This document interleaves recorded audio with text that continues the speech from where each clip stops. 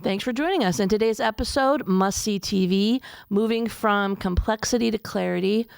It's Christmas time in the city. Oh, man. And living on a prayer. Hi, my name's Danielle Hartland. This is the Reverend Derek Sanford. Okay, yeah. Hey, do you remember how the newspapers would never stop calling you Reverend? Yeah.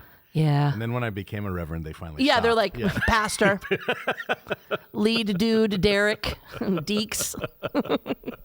Yeah, that is funny. That is when they switched it. Right, they switched. Oh, gosh. Because we kept telling them, please don't call me Reverend, please don't call me Reverend. Yeah, I'm it was not, like too much. officially a Reverend yet. Yeah. And it's too much. It's a lot. Yeah. And then so they stopped, and that was when I got You ordained. got ordained and they're like, yo, the dude that leads that place. Yeah, they got real casual with it. Yeah, it's fine. All right, let's warm up. Not that we're not already. Yeah, we're warm. Okay. So I thought we could talk about, maybe a couple of good things we've been watching lately, good or not so good, without, I'm talking to all of you too, any judgment. Listen, that's not possible. Okay. People judge. I know. We won't judge each other, but people will judge us. Yeah. That's true. We know each other too well. That's true. And what I would like to know is what makes for a good TV series. Okay. Oh, yeah. And can you share it or not with people that you're watching it? Oh, let me talk about this one because I think it'll probably still be popular when this hits. Okay. Have you watched the documentary Unknown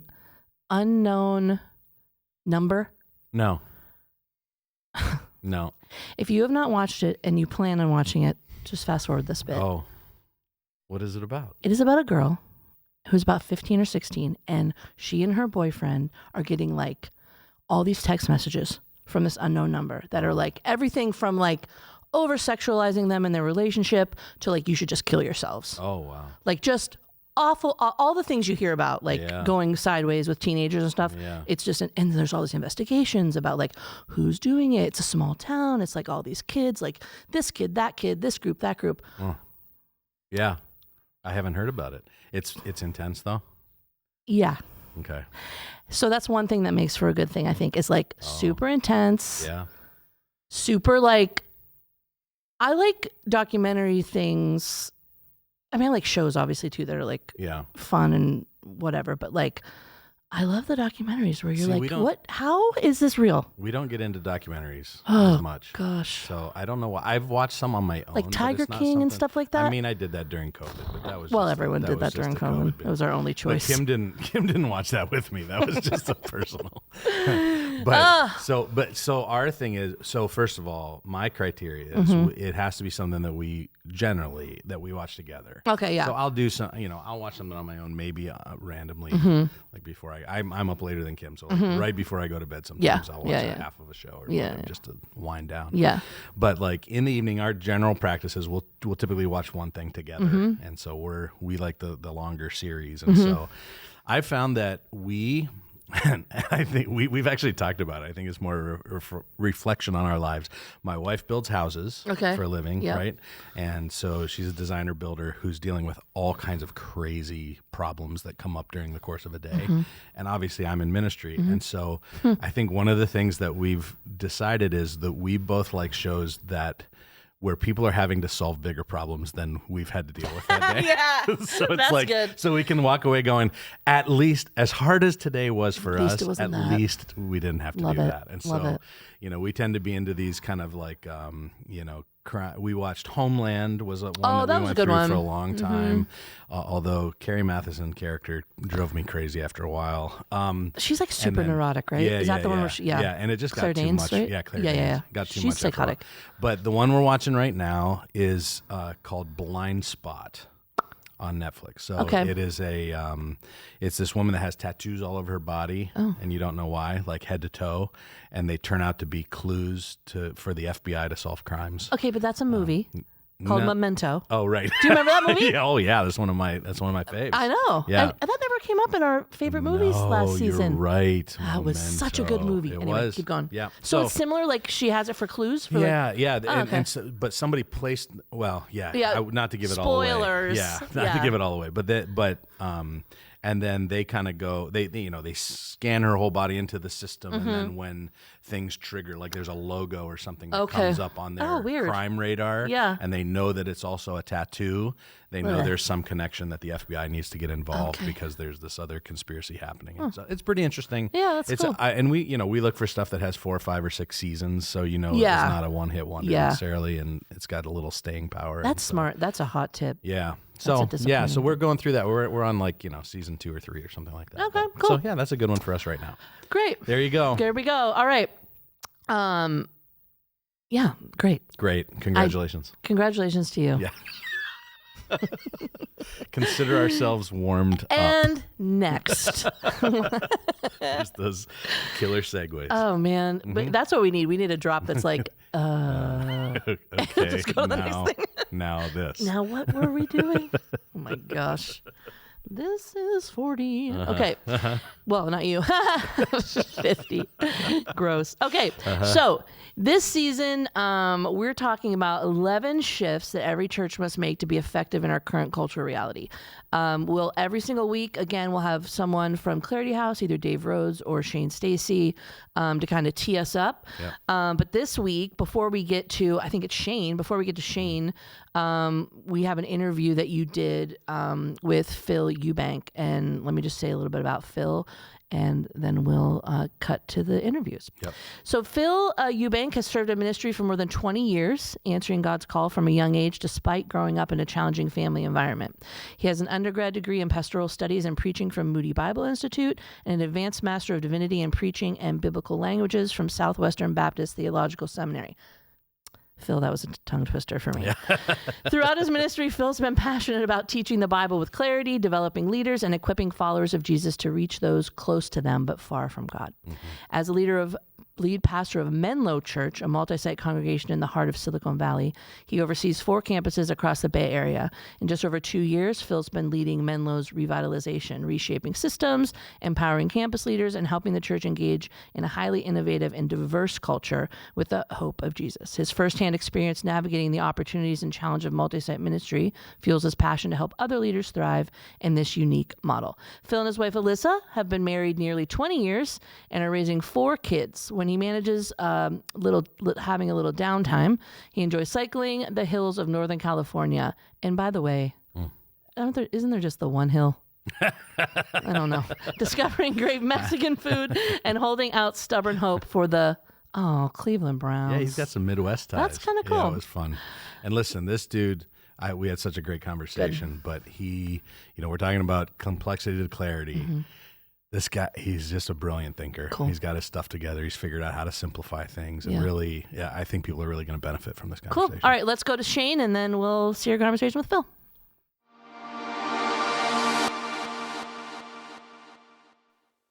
Have you ever been to the Cheesecake Factory before? I remember being there years ago for the first time and being surprised when the waiter came to the table and dropped onto the table this hardbound catalog-like menu with page after page after page of options. And honestly, it was overwhelming. It sent me into menu paralysis. And if you've ever seen an episode of Kitchen Nightmares with Gordon Ramsay, you quickly find out that too many items on the menu is a big, big problem. Well, I bring this up because over the last 2 decades of working with churches around their disciple-making culture all around the country, a common problem we often see is that a church's disciple-making process or pathway has become way too complex. It becomes a sprawling menu of programs and events and classes. And each one of them are good, but together there's no clear sense of how they really relate to one another. And more importantly, what part do they play in making, maturing, and multiplying disciples of Jesus? One of our favorite exercises to run at Clarity House when we're on the ground with the team is to quickly diagnose kind of the reality that they might be feeling around this is what we call the 3-minute napkin test. We ask the team that we're gathered with to, on a napkin, just to sketch their current disciple-making pathway or process. What are the primary organized kind of components or programs or kind of inputs that they would have, and the sketch should illustrate also how those components relate to one another in order to fulfill the mission of Jesus as their church.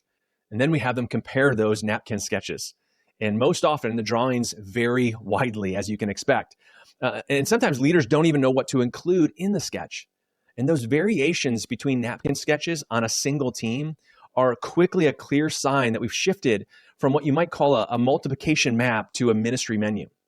Now, in some rare cases, these pictures do align, which is wonderful. And so we ask the second question. And the second question is this: does the pathway that you've drawn move the finish line beyond the functional Great Commission? Well, what's the functional Great Commission? Well, the functional Great Commission is go into all the world and make worship attenders, baptize them in the name of small groups, and teach them how to volunteer a few hours a week. I mean, these are all good things, and it's not that they're inaccurate. It's just that they're inadequate when you hold them up against the actual Great Commission and in a growingly post-Christian context. We would call that a church's assimilation funnel or their engagement funnel. It's helping people take next steps into the life of the church, and it's valuable, but it rarely produces multiplying disciples. For that, you need to kind of forge within your engagement funnel an empowerment funnel or a multiplication funnel, helping people identify their calling, become self-feeders, and train to be gospel influencers in the places where they live, work, and play among specific people and specific places that God is sending them to both be and bring good news.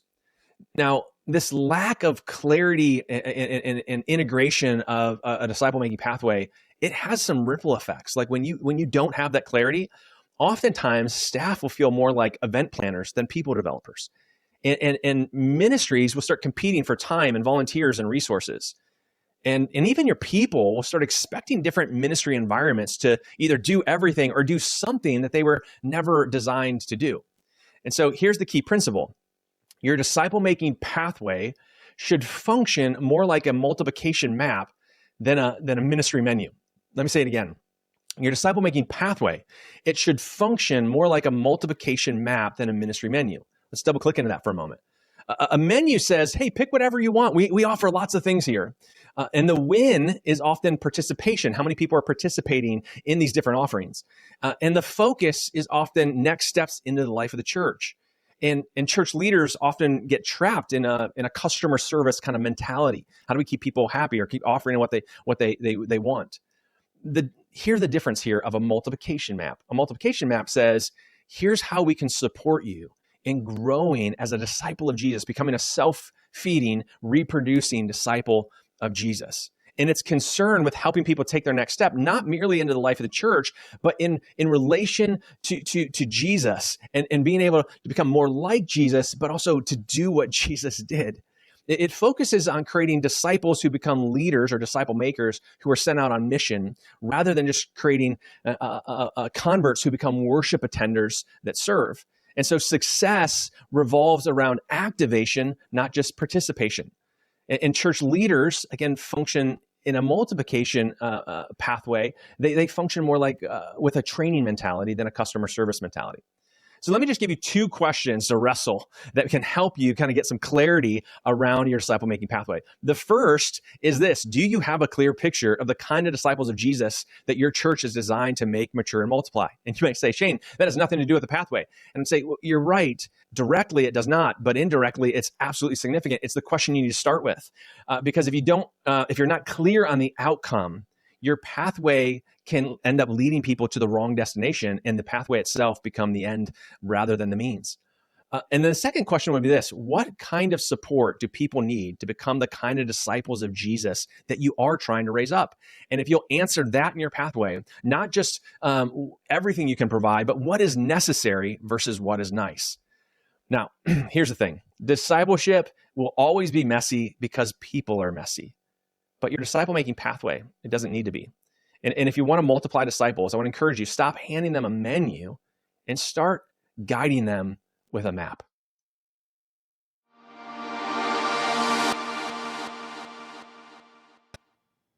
Hey, I'm here with Phil Eubank. Phil, so good to have you, man. Thanks so much for joining the podcast. I really, really appreciate it. Yeah, glad to be here. Yeah, you've been leading Menlo Church, which is in the heart of Silicon Valley. It's a place known for innovation and complexity and disruption.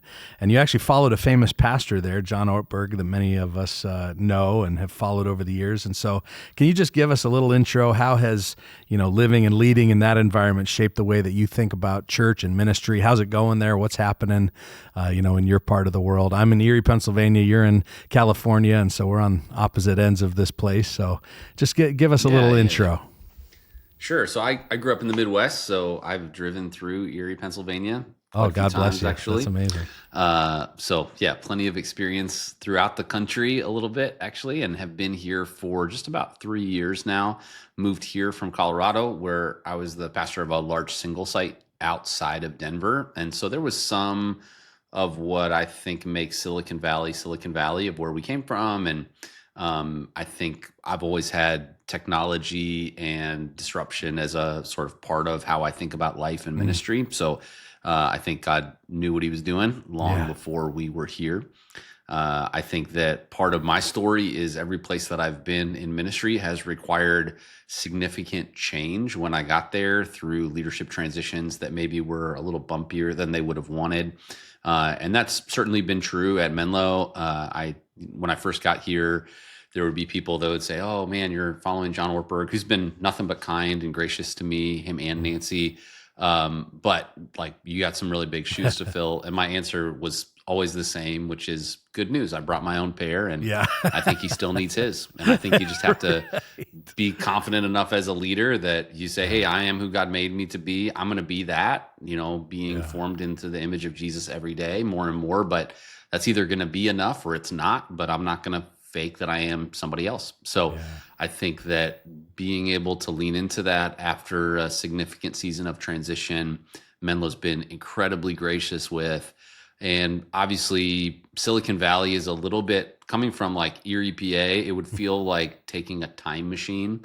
And there's just so much of the edge case. Like, I hear people are doing this, and I hear people are doing this, and you come to Silicon Valley and you're like, are you required to drive Teslas? Like, that's how many Teslas you'll find. And they're all driving themselves, and there's Waymos, and AI is literally everything. And it is, pushing the edge of a whole bunch of different stuff. And there are really cool, fun things about that. But there are also really spiritually deforming elements of culture that you're swimming in it. You don't realize, but I think the sort of busy equals important quotient of American culture is even more that way in Silicon Valley. Everybody that's here is here because they've chosen to be here. They know it's easier and cheaper to live in other places, but they want to be around the smartest people in the world. They want to be trying to solve the greatest problems in the world. And that's really fun and really cool. And I think in a faith context, when people try all that without God, and even if they're successful, it doesn't feel successful. Even if they get to where they were thinking that it was going to give them peace, it didn't give them peace.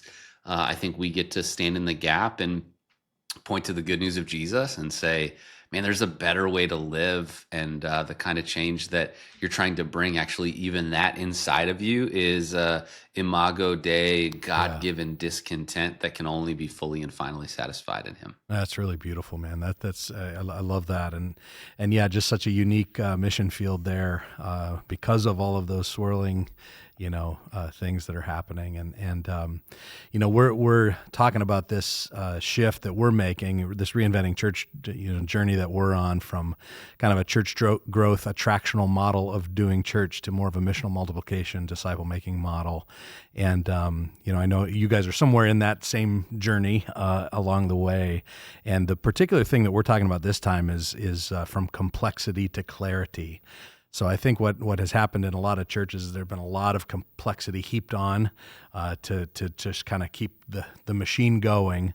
And one of the important moves of the journey is to kind of get to clarity. So maybe talk a little bit about your personal and your church's journey toward in that stream, and then I know that this phrase that you sent over, I think is just so profound, that says work on it, not just in it. And so tell us a little bit about that. What does that mean? And especially for like some pastors that are trying to do everything at this point, what does that mean? And what does it look like in your week to week, kind of thing? Yeah, I think that the journey for Menlo as a church, we're more than 150 years old. And so every church trend, every flavor of the month, flavor of the decade, Menlo has tried. And I think there's some really sweet faithfulness in that, of people that are going, yeah, I know this is the thing you're doing now, but like, I'll be on the other side of that too. I'm gonna keep going. This is our church. It's why Menlo's still here. And I think there's a really sweet gift in that for the better part of a year. So our first 6 months here was triage. There's no easier way to put it. It was navigating massive change structurally of things that just nobody was in the seat to be able to make difficult decisions. So we had a lot of difficult decisions stacked up to make. And then we spent about a year after that with Dave and Shane and Clarity House team, literally on our site, where we would get together every month or so and continue to work on, let's take the best of where Menlo has been and believe for the best that could still be ahead, honor the past and honor the future, and hear the voice of God for our church and our community. And so that process was, as a leader, you're always carrying this tension of like, I have to keep working in it. Sunday's coming. We are pastoring people who have real lives that really need to be cared for. And you're also trying to think through, hey, I know something's broken. I think that even if you're in a highly attractional model, I was in a highly attractional model church in Colorado, a large church, that they're doing great stuff. But I was feeling a dissonance in me of like, oh man, this show is exhausting, and it feels like it's taking more and more energy and delivering less and less results. And so I already had felt that sort of internal angst. And so much of what we were doing in sort of the adaptation of the tools that we were using felt very resonant for us. And we were at a really key place where every piece of it, values, vision, strategy, it was like a time capsule. So our mission was from 3 years ago. Our strategy was from 5 years ago. Our values were from 8 years ago and 12 years ago.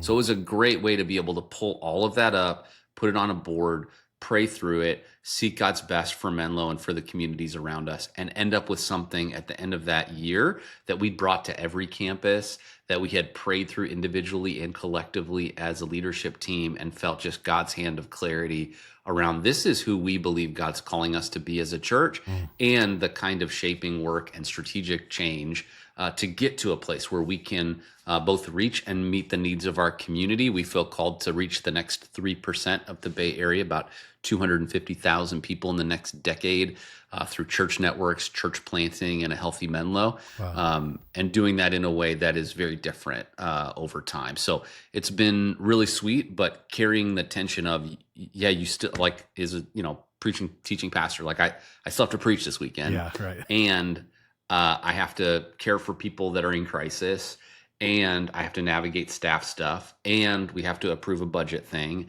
and I have that dinner deal that I have to go to, and how do I make sure that the way we're thinking about, praying about, and preparing for the future gets onto my calendar and the calendar of our leaders too. Yeah, that's great. Have you found any keys to keeping that rhythm of keeping the big picture stuff on your calendar versus the week to week? Yeah, I think that part of it for me is I'm very disciplined about my calendar. So if you looked at my calendar, I always ask the question, at the end of my week, is my calendar helping me get done what I need to get done? Or do I survive my calendar? I'm sort of serving it. And then I get to the end of the day or end of the week and I go, uh-oh, when am I going to get that stuff done? And I'm not perfect at it, but I think when I proactively look at my calendar for the week and go, oh, something, it happened last week with the Monday holiday, and we moved actually also on that day. Oh, wow. And so I was looking at my calendar and I was like, this isn't going to work. And so I blew up part of one of my days because I knew something needed to change. So I think that stuff has been helpful. And then we use a lot of learnings from Patrick Lencioni around meeting structure. And so like Death by Meeting is sort of the book that outlines his philosophy. But basically the core idea is give every meeting a single purpose, either operational, kind of logistics, strategic, which every one of our teams does at least once a month, or developmental, which happens depending on the team between once and twice a quarter. And so I think that allows, like when you get to the strategic meeting, you're going to have people that light up, that you're able to go, oh, wow, this is an amazing. And so once a month for us, this is usually when it happens. It happened yesterday. All of our campuses come together. We have an entire meeting day. We do fun stuff together. We share meals together, but we also put leaders in a room that might not always be in the same physical space. And we have longer term strategic strategic conversations.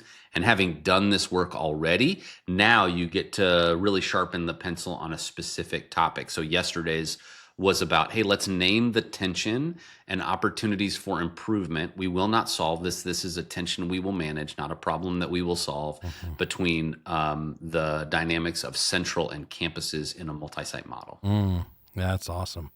Yeah, I mean, we could. I think we could do a whole another podcast on time management and calendar management as we talk about this. But I do think it's interesting to hear you say that, specifically because we're talking about from complexity to clarity as an organization. And so, I think even one little micro takeaway here is that a lot of that does come back to, are we managing the complexity in our own calendars, and are we getting to clarity on what's most important by the end of the week?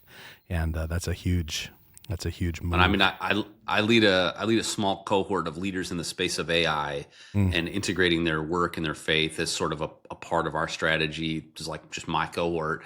And I think one of the things that, if we're not careful as a church, we reflect the dysfunctions of our culture. And one of those dysfunctions in our culture is that, because in our culture, busy and stressed means important, that actually, even when you're in a space where you have freedom, you become so familiar with dysfunction that actually you build in complexity and busyness into your calendar, your ministry philosophy, because to not do that makes you feel lazy and unimportant. Wow. And so I think it's just the spiritual formation to say, hey, there are going to be times that it's a push. There are going to be times that it's full and busy. But let's make sure that those are really strategic. And then when we get to seasons, like we did this for our staff, we announced it yesterday, the week of July 4th. We looked at our calendar and we said, man, that is a weird, sleepy week. We should just shut down the office. There's no reason for us to be here. We're just sort of rinse and repeating the annual calendar. So we said to our staff, hey, we really want to be more intentional about giving permission where you don't have to be on. Literally, we can shut the whole thing down for a week. We do it between Christmas and New Year's, and now we're going to do it at this first part of July as well. And I think for us, that's part of the spiritual formation work, to say, as a ministry staff member, you don't always have to be on, but it takes two to tango. I can tell you to not be on, but then are you still on? Because you don't, the quiet is more stressful than the busy. Right. Yeah. I love that in your part of the world specifically, that's a big counter cultural move, to do that. It's really good. The other thing that I love, that as we kind of communicated about this, you talked about the church being a hospital for sinners, a teaching hospital for sinners, and it's such a vivid picture. Can you just talk about that imagery, what it means, give us that perspective, and that really helps to keep discipleship both messy and hopeful for people. Yeah, absolutely. I think the pastor before John Wartburg at Menlo was a guy named Walt Gerber, and very, very prominent pastor, was here for a lot of years. God used him to grow Menlo pretty exponentially at the time. And he would say a lot, we're a hospital for sinners.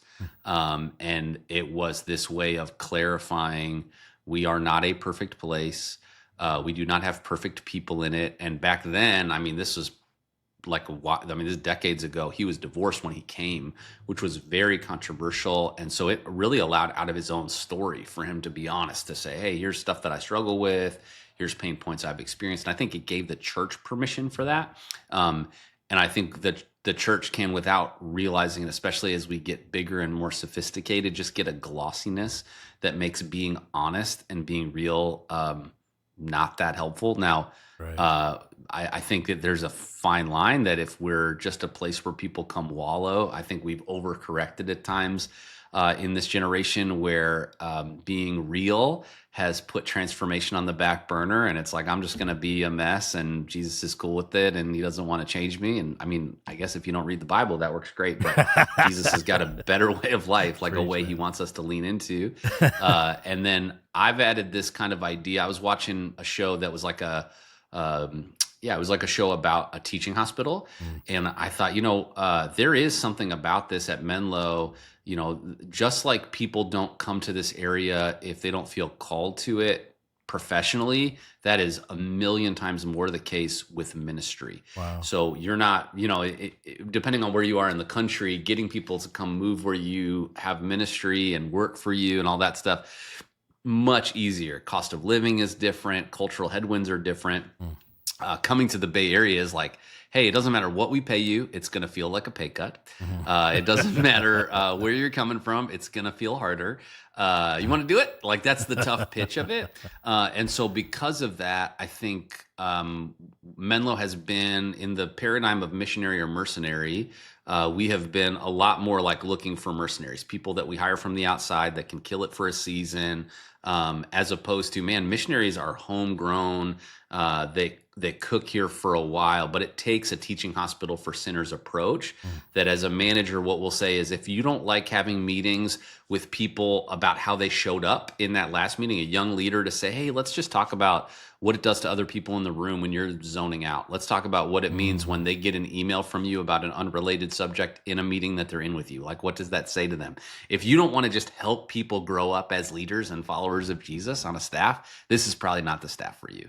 And so letting people know in the world of build it or buy it, we got to do a lot more building in Silicon Valley and a lot more buying. Or a lot less buying. We can't afford it over here. And so I think that has been just an important piece that I think as I look around the church more widely post-COVID, probably more churches should be thinking about whether that's residency programs that are more intentional, like we have one of those, or that's just like how are we reaching into our staffing structure and changing it to make space for people where it's, like second career stuff or somebody that's maybe primarily staying at home with kids but could do something part-time.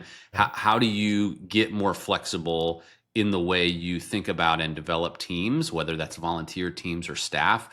We're doing it out of necessity, but I also think it has the added benefit when we look at Ephesians, that we would equip the saints to do the work of the ministry. For us, that's how we apply it. Yeah, that's great.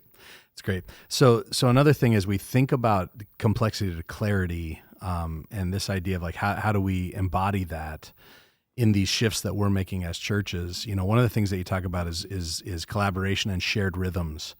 And so I'd love to hear you just kind of talk about how does collaboration and shared rhythms contribute to clarity and kind of help to resist the complexity of the moment. And then just what does it look like to collaborate and to share rhythms with, and I'm thinking about, people that listen to this podcast are pastors from all kinds of different walks. Not everybody has a big church or even a full staff. Some people, like you just said, are working with volunteers. And so just even thinking through that lens of like, how does collaboration and shared rhythms help to bring clarity, organizational and otherwise? Yeah, I think if you have a meeting that is a standing meeting that exists basically in a rinse and repeat fashion once a week or once a month, in my opinion, that's like a great place to start to say, what if you try? So a great example for us in this conversation of creating collaboration rhythms is with our board, with our elders. So when I got here, our elders had to overfunction a lot in the transition. They were having to reach into the day-to-day functioning of Menlo. And one of my prayers was that the place that they could add the greatest value around strategic oversight, fiduciary responsibility, and congregational care, that their focus could narrow to those things. And so what we did was I said, hey, right now we're spending 12 gatherings a year, basically in business meetings. So what if we accomplished what we're currently doing in 12 meetings in 4? And we put them at the strategic times throughout the year where those meetings accomplished what they needed to. You had the information you needed to be able to prayerfully prepare for those.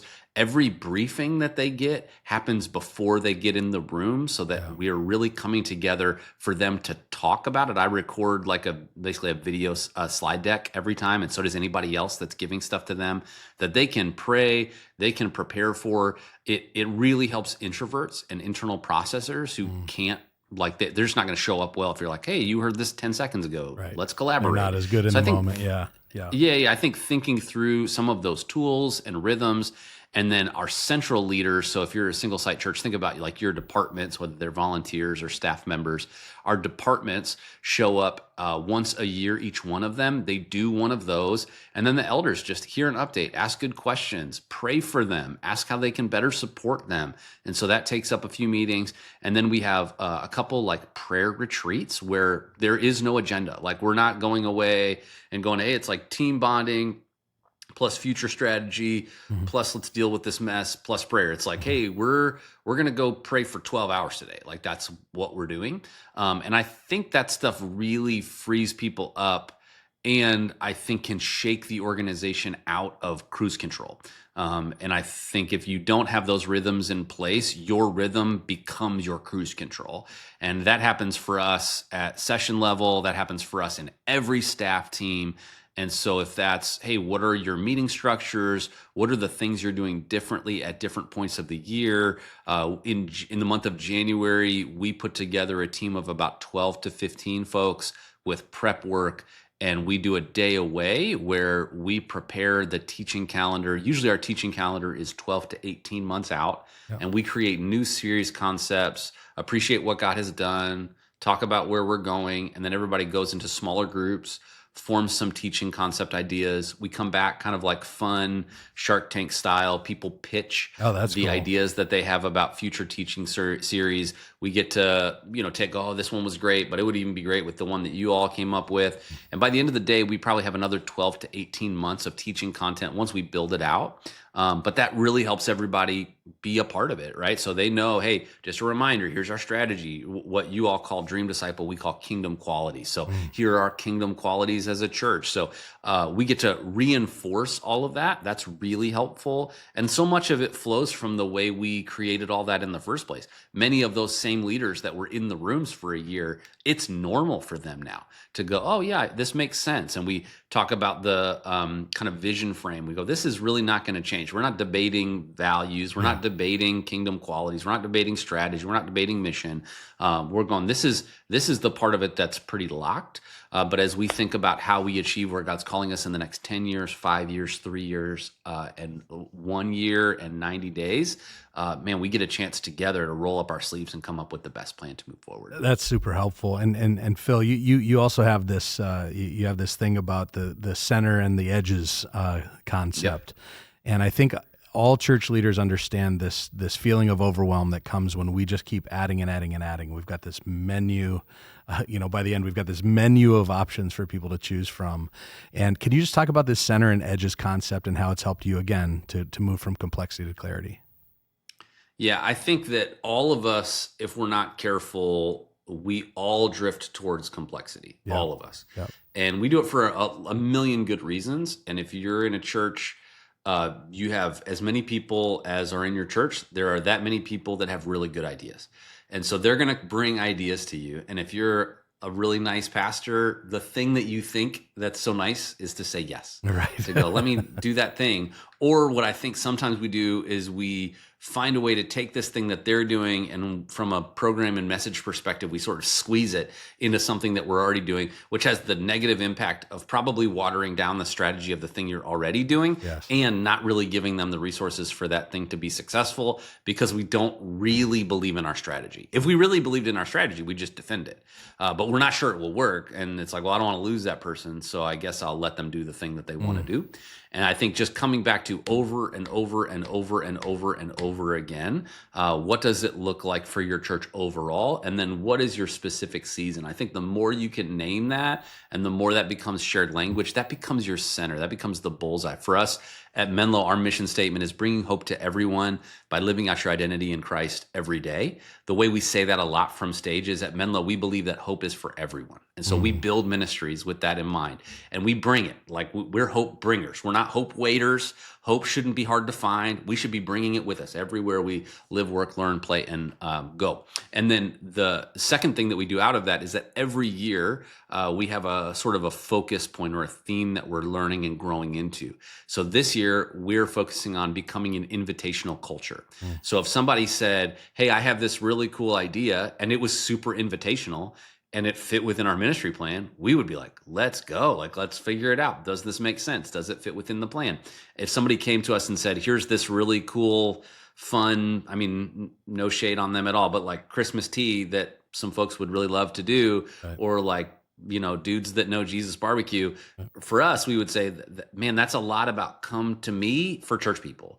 And that's just not, it's not our mission. And it's not what we're trying to grow into this year. So I think if you define the center, if you show people what the bullseye is, then all of a sudden those other decisions become a lot clearer. Are they close to the bullseye or are they not? But I think the introspective question as a leader is your process good? That the center of your bullseye is not your center, it's God's center. And it's not God's center just through you. It's through a process where you know you have men and women, leaders standing around you, that when that top giver, when that pretty loud person, you know, comes at you because you're not doing the thing that they want you to do. I don't know what you're talking Do you about. have people that will stand with you and say, no, we really believe we're stacking hands. We said this is what we're doing, and these are some things we're not right now. That's awesome, man. My staff makes fun of me because they say don't mention tools around Derek, because I've become obsessed with helpful tools that, you know, train people how to be disciple.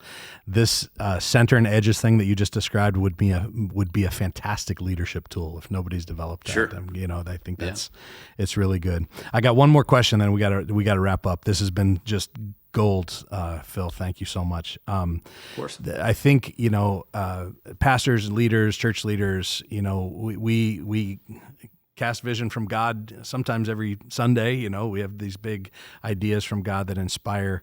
But I think where a lot of us fall down is we don't necessarily know how to mobilize out of those visions. Like, we've got these big ideas and plans, but can you just talk about how you've learned to boil vision down for people that can help them to take actual steps out of those visions? Yeah, I think that we are really good. Somebody shared a Instagram or TikTok video with me in the last couple of days, and it was sort of poking fun at the way as Christians, sometimes we can use flowery Christian language, and we just have enough people that gas us up around us that we've not noticed that we're not giving them meaningful, helpful next steps. So it's like, oh, what should you do? Just like, oh, just trust God. Yeah, I needed that today. Like, what did you need? Trust God. That was new information, you know? And so I think being able to say, my instinct as a communicator especially, but I think just as a pastor in general, my instinct is I don't want somebody to feel like I think they're stupid. And so I'm going to give them principles that I'm going to trust them to apply them. But I think that really a lot of times what we need to do is, I've said it like, put cookies on the bottom shelf. How do you help people find them and be able to reach them? So we think about three audiences when we teach: saints, people who are followers of Jesus for, you know, a month or a decade or longer; skeptics, people who aren't sure about God, but, you know, they're interested; and prodigals, people who have walked away, they're not sure God wants them back. And so we're regularly thinking about, out of these three, what is a next step that all three could take? And not three different steps, like one simple step that all three could take. And that challenges all of our ministry environments, because if we're asking them to go serve somewhere, do you have a place for all three of those categories to serve? If we have a community action thing through our For the Bay initiative to really be known in our communities as being advocating for and caring for people who are far from God, whether they ever come to know Jesus at Menlo or not, can somebody from all of those categories say yes to that? If we ask them to take a spiritual practice, does that spiritual practice scale? Can a prodigal try it? Can a skeptic try it? Can a saint try it? And so I think it just becomes a really important factor. And then any communicator for us, they run through their message on Tuesday. We submit a manuscript on Wednesday. We submit a manuscript Wednesday. We run through the message on Thursday. We get feedback. And then hopefully by the time we get to the weekend and deliver it, we've really refined it to make sure it might not be the best message you've ever heard. But you hopefully get to a place where you go, wow, this was really specific. This was intentional. And there are strategic next steps built into Menlo that are designed from what we talked about. It's not like there's a message that sends you into some ethereal headspace, and then there's a bunch of programs running in the background, which I think can be our tendency. Yeah, man, very, very helpful. I'm taking that away from this. That whole saints, skeptics, and prodigals is a very, very helpful framework to think about all kinds of things. I really appreciate that. And I'm sure that's not from me. I'm sure somebody no, I else get did. it. I get it. Anything you I hear from me, understand. I'm sure somebody else said it first. Somebody said it first. Hey, just to circle way back, big picture, we're moving from complexity to clarity. If there's pastors listening to this out there, again, we've got people listening from big churches, small churches, urban, suburban, rural, and they say, yeah, things have gotten too complex at my church, and I want to take a clarity step. Is there anything you would just say as like an early first step that people could take, or a thought that people could think about to kind of move them in that direction? Yeah, I mean, I would say whatever you can do to move the leaders that are around you with you on the journey that you're on. Our board goes through, like, we read books all the time together just as a part of our rhythm. And so right now we are reading a book called Pursuing God's Will Together by Ruth Haley Barton. That is such a helpful book, and I think really can till the soil of a leadership team. If it's, hey, I'm not sure they're ready, things are up and to the right, stuff's stable, this feel like there's a lot of what ifs that can come in this. That book can be great. There's another one, it's like just out of my eyesight over here. I think it's called Lead with Prayer. But I think anything that takes your leaders with you, I love that. so that you don't go, hey, I've been praying about this behind the scenes. I didn't know how to talk to you guys about it, but I've been praying about this thing for 18 months, and you're at this point of like desperation. This has to change, but you have not led people well to be on that journey with you. And so I'd say whatever you can do, just bring people in the journey with you. Trust that God's going to bring clarity along the way, but let Him be the one that sets the pace of it. Don't try to manufacture it or twist people's arm, but just say, God, you're going to move in the hearts of people on this team, on this staff, or on this board, and just start with, first team principles. What's the highest team you sit on? If you sit with your elders, start there. If you sit with your senior leadership team, great, start there. If you sit at a mid-level manager meeting, great. Start there. Start at the highest level you serve on and see what God does. I think that's really sage advice. Thanks, Phil. And we're cheering you on from over here. Heard so much about your ministry and have been kind of following from afar. And so just know that you've got cheerleaders over here on the East Coast saying, man, just expand the kingdom and spread the gospel like crazy over there. You too, man. It takes all kinds of churches to reach all kinds of people. And so glad for ministries in the Midwest, the East Coast, West Coast. I think God's doing something really unique and special right now, and honored to be, on the shoulders of the giants, the men and women who've been praying that something special might happen, and we get to bear some of the fruit from their faithfulness. Amen. Amen. Thanks for your time today, Phil. Of course. Have a great day. You too.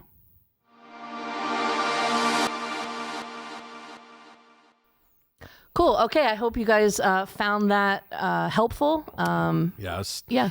I love that. I loved talking to Phil. I think he's such an inspiring leader. And as people probably, there's like 5 podcast episodes within that one conversation that we could have taken rabbit trails forever, but it was really hopefully insightful and helpful to those who have listened. Yeah, cool. All right. As always, we like to have a couple practical moments. And this segment we call Behind the Curtain. And this is where we talk about something that actually happened this week at Grace that we can kind of help relate to this as we're subject. Reinventing our church we're doing for all it to see. Yeah, everyone's watching. So we thought we'd talk about this week. We had our creative team kickoff for an event that we have every year called Christmas at the Warner. And it is a Christmas Eve program around Christmas Eve that we hold at a historic theater in Erie, a historic Warner theater. Yep. And so we call it Christmas at the Warner. It's kind of birthed out. It was like about 12 years ago, I think. Yeah. This is our 10th year doing it because we had two-year break for COVID. Yep. But yeah, so. And we've called it like this is when our church decided to stop doing Christmas Eve services at our church. Right. And we basically said we want to have a Christmas Eve service that we take to the community. It's a time, we're in a very Catholic area, very kind of religious area, but not necessarily Protestant or whatever. Yeah. And so, but Christmas Eve is something that people can kind of get around no matter what tradition they're from. Yeah. And so we thought it was just a great time to get actually away from the church building, Right. get to a neutral space and open the doors wide for people who may be exploring Christ or who may just come out because it's Christmas. Right. And, we have a chance to share the gospel with them. And at the beginning, I remember it was an actual sacrifice feeling. Correct. Because who doesn't love... Yeah, our people wanted to have Christmas at our Right. church. You just, it's like the cozy vibes, all the things. Yeah. So it was a shift for the first few that we did, I think. So and now we're on year 10. Right. Yeah. Which feels like crazy. Yeah. And, every year we talk about, even before we were doing Inventing Church, part of our process was like, these big rocks, these big things that we do. Is it still valuable? Is it still serving its purpose? Is it still vision, mission, all the things? And this one just keeps getting through. Keeps hanging on. But there are some like lasting things. And I think, the interesting discussion is about, as we're reinventing and as we're trying to be a little bit less attractional, quote unquote attractional.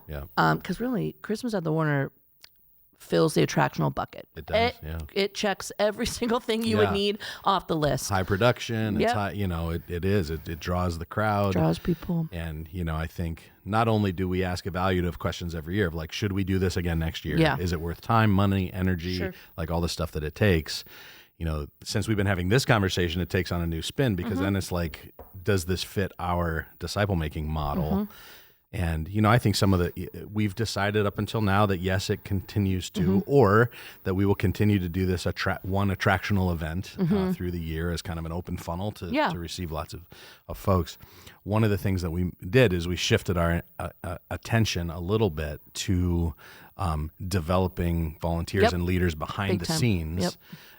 And just to say, hey, what does it look like to serve in a space like this, and put a lot more intentionality around the people who serve behind the scenes and developing them and discipling them and talking about, how to be a light in the darkness and those kind of things. And so, I think that's one subtle shift. But the fact remains, it is a very attractional program that we have decided, at least for now, to keep in our, annual rhythm. So, but anyway, the behind the scenes part is that we started planning for that this week, and we're talking about Christmas in September, August when we started. So. Right. So how did it go? You were part of those creative meetings. You went great. Talk about like what your process is when we gather those teams together. Yeah. So really we look at like who's on the team or around the team or in the atmosphere who just is a good thinker.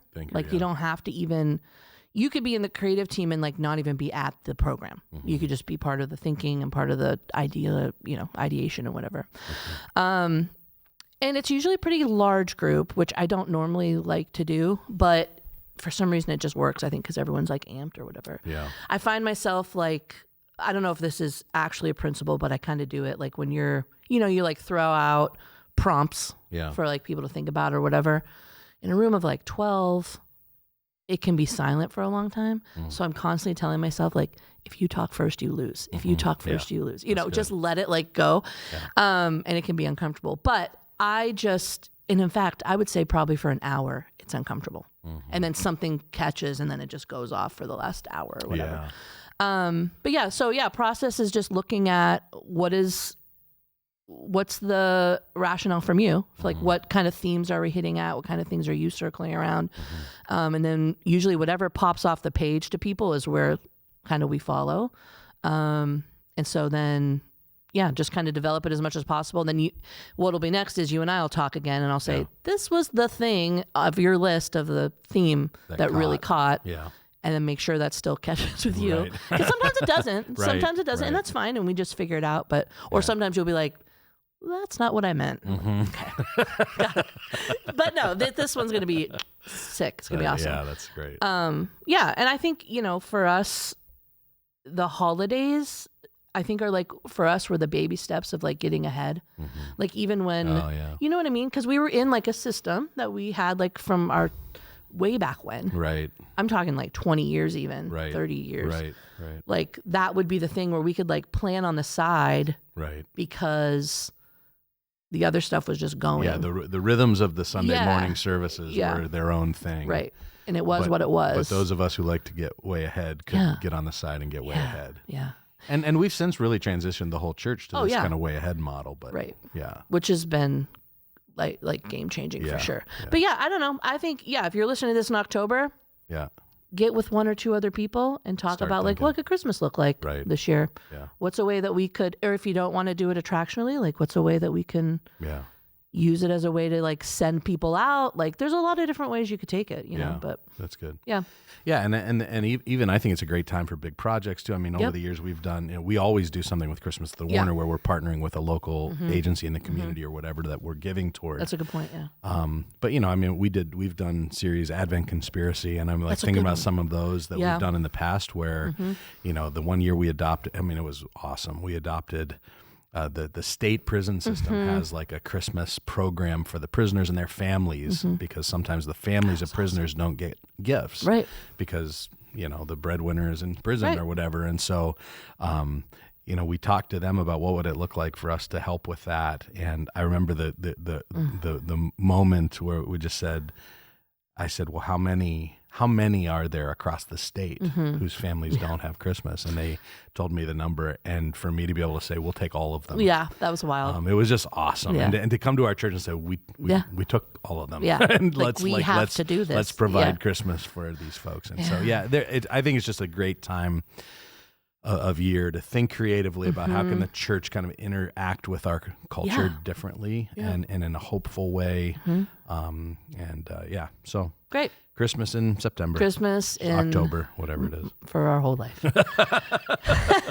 Okay, let's move to tips and tools. This is a section where we just want to be practical about things you can use in your everyday life, everyday ministry life, leading.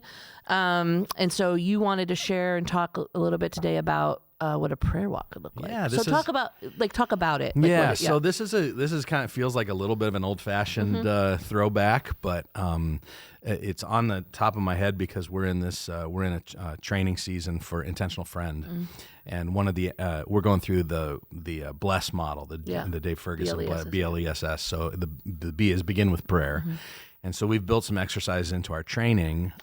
Intentional Friend is one of our Dream Disciple roles. Yeah. So we've developed a 6-week master training course around, we're developing them around each of the Dream Disciple roles.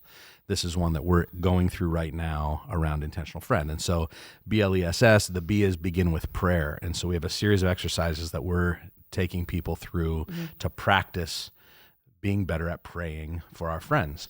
And so one of them is this prayer walk. And it was just kind of this reminder of it's just a really great tool for the average Christian, I think, to incorporate, but also for leaders that we could tap into maybe at a different level. And so, we're encouraging people to pick their place. So maybe it's the neighborhood, maybe it's their workplace, maybe it's, a place that they frequent, and just walk and pray. And really, I think the key to it is a couple of good prompts. Okay, yeah. And so we've encouraged people that we actually have a little bit of a homework assignment that they do a prayer walk in between classes and then come back having thought about these prompts. That's cool. The simple prayer I think that is great for a prayer walk is, God, open my eyes to see the people around me in a way that you see them. So, the simple version of that is, God, help me see what you see. And so, and we encourage people to look for people and to look for places. And so to look for people and say, who do I see regularly in this space that I don't really know? Who looks lonely or stressed or hurried? Where do I see people connecting with each other? Okay. And who has God already placed in my path that I might be overlooking? So there's like a people lens, like look for people on your walk. And then there's a place lens. And so where do people naturally gather and linger? What spaces feel welcoming and which feel isolating? Where do I sense God's presence? And what needs do I notice that friendship could address? And again, we're in the intentional friend training. And then the assignment that we gave them was really just these two questions. What did I notice that I usually miss? And where might God be inviting me to pay attention? That's cool. And I just think those two sentences, if you put actually 3, if you start with, God, help me see what you see, and then afterwards reflect on what did I notice that I usually miss, and where might God be inviting me to pay attention, that for the common person, for a leader, for a Christian, for whoever, those 3 questions in a prayer walk could be really transformative. And Yeah. so I just offer that tool. That's great. I'm actually doing putting together or making this tool available. Great. So that people can kind of see these things written out. So it was just a good old school reminder that a good old fashioned prayer walk is a very powerful thing if you ask the right questions. Right. I mean, you could do that around your office. Totally. You could do it around on a Sunday morning. You're around your home. You walk through your home. Neighborhoods. And do this. That's so great. It's just a really good tool. It's just so crazy how things like that can fall off. You know what I mean? Yeah. Yeah. Yep, Anyway, exactly. That's cool. That's great. So that'll be part of the show notes too, I think, right? Yes. A link to We'll that, or include at least the text. Yeah. Yeah, we'll include them. Cool. All right. Okay. I think that's it for today. Yep. Good one. Good one. All right. So if you like this episode, tell us by leaving a rating or review. 5 stars if you did, for those of you who don't know how to use a rating system. If you don't want to miss what's next, make sure you subscribe wherever you listen to your podcast, or you can subscribe on YouTube by hit that little bell. What do they say? Smash that bell. Sure. That's so stupid. You can always share these links. Help a friend you think might benefit from some of this content. Like we were talking about, you can find detailed show notes and related resources over at dereksanford.com/reinventing church. That's where you can also subscribe to his weekly newsletter to get all the latest free tools and posts. Yep. That's it. Thanks Great. for joining us. Thanks, everybody. See ya. See ya.